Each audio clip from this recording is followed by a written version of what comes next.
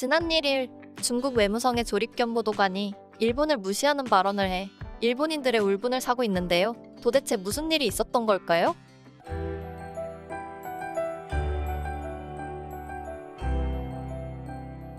안녕하세요, 선생님들.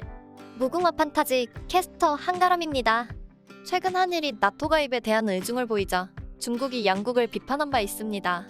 나토는 북대서양조약기구로서 12년 만에 기구의 전략 목표를 개정하였고 중국과 러시아에 대해 새로운 국제적 위협으로 지목한 바 있습니다. 동맹 안보와 국제적 평화, 안정에 위협이 된다는 뜻인데요. 당연히 중국 입장에서는 이에 반길 리 없었고 한국과 일본에 대해 나토 가입을 강하게 반대한 것이죠. 하지만 돌연 한 달 만에 한국에 대해 입장을 아예 바꿔 저자세로 나오는 반면 일본에게는 오히려 강하게 비판을 해 일본인들이 굉장히 충격을 받았다고 하는데요.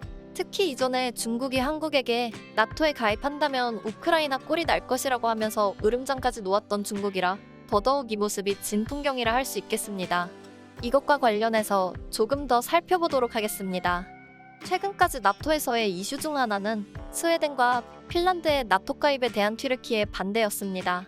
지난 6월 말에 펼쳐진 나토 정상회담 직전까지도 튀르키예는 두 국가의 가입을 반대함으로써 한국과 나토 총장 간의 면담 또한 불가피하게 연기된 것으로 알려졌는데요.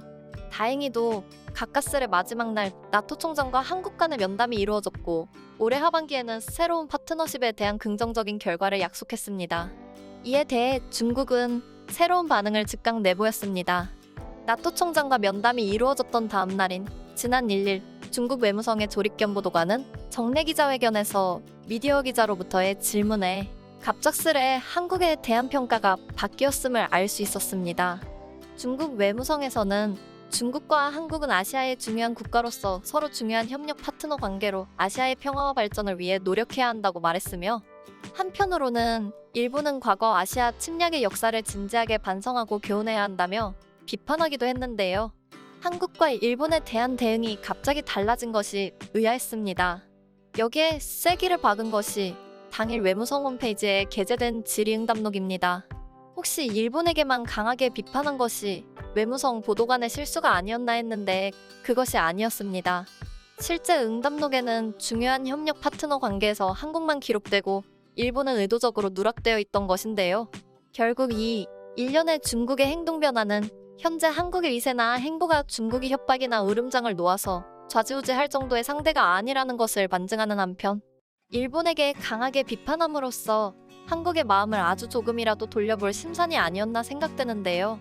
여기서 더욱 볼만한 건 일본 네티즌들의 반응이겠죠? 일본도 원래 중국에 대해 호의적인 국가는 아니었지만 중국의 이 정도로 대놓고 하는 원색적인 비난에 덤덤하기로 유명한 일본인도 화를 숨길 수는 없었나 봅니다. 푸틴보다 시진핑이 더 교활하고 무섭다. 중요한 것은 지금 현재 중국을 차분히 관찰해 앞으로 일어날 일을 대비하는 것이라 생각한다. 중공은 강하다. 중국인은 공산당을 싫어해도 모두 공산당을 지지하고 있다. 유사시에 중국 내 일본인이 구속된다면 일본 정부는 손쓸 도리가 없을 것이다. 군사충돌 시나리오를 여러 가지 준비하고 대응해야 할 것이다. 지금의 키시다 정권에서는 중국에 대항할 수 없다. 일본 정부는 중국을 적국으로서 제대로 대처해야 한다. 애매한 태도로 인해 중국이 거만하게 나오는 것. 직설적인 반응들이 대부분이었기 때문에 오히려 점잖은 반응들을 몇 개 소개해드렸는데요. 실제로 수천 개의 댓글 중 대부분은 중국 따위에겐 파트너로 불리지 않아서 다행이다. 중국에게 본대를 보여줘야 한다. 등의 화가 잔뜩 난 반응이 많았습니다. 이런 반응들을 봤을 때 한국의 나토 가입과 달리 일본은 앞으로 어떻게 될지 정말 궁금하네요. 중국과 러시아가 국제정세에 큰 군사적 위협이 되는 만큼 한국의 앞으로의 행보가 전 세계의 주목을 받고 있습니다. 앞으로 한국의 행보에 많은 기대를 걸어봅니다. 오늘 준비한 영상은 여기까지입니다. 영상 마지막까지 함께해주신 선생님들께 감사의 말씀을 드리며 저는 여기서 이만 물러가겠습니다. 지금까지 캐스터 한가람이었습니다.